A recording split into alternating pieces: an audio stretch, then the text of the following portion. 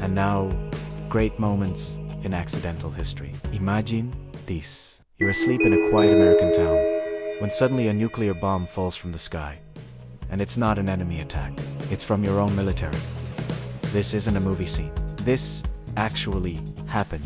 In 1958, during the height of the Cold War, a U.S. Air Force B-47 bomber was flying over South Carolina, carrying a nuclear bomb. The mission was routine, a low-level flight from Savannah, Georgia to Myrtle Beach, South Carolina. But somewhere mid-flight, something went wrong. A signal light came on, warning of a problem with the bomb harness. The crew radioed in the problem and then tried to follow protocol, working to secure the weapon. But something went awry. Perhaps it was the fact that the B-47 was essentially a flying bomb diffuser machine, cobbled together from parts in a desperate attempt to get a nuclear weapon in the air, before the Soviets deployed their own. Or maybe it was just bad luck. But as they struggled with the unsecured weapon, the plane hit some turbulence. And when it did, the bomb fell. It fell nearly 15,000 feet to the ground below. It passed over houses and trees, finally landing in a 5-foot deep hole in someone's backyard. The backyard of a house in the quiet town of Mars Bluff. The bomb exploded, leaving a crater 35 feet wide, destroying the house and injuring 6 civilians who lived nearby. Luckily, and I mean luckily, the bomb's nuclear core had been removed from the device prior to the mission for safety. Otherwise, South Carolina might have been turned into a radioactive wasteland, and the Cold War would have gotten a whole lot hotter.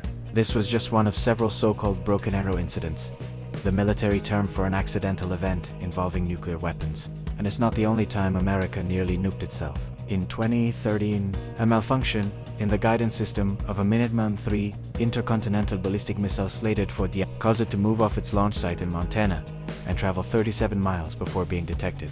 Another incident this same year saw a B-52 bomber with 6 nuclear-tipped missiles on board accidentally fly into Russian airspace near Nuked. There was even a 1961 incident where a pair of B-47 bombers collided in midair over North Carolina, spilling nuclear fuel into the skies. And those are just the ones we know about. Many details of these incidents remain classified to this day.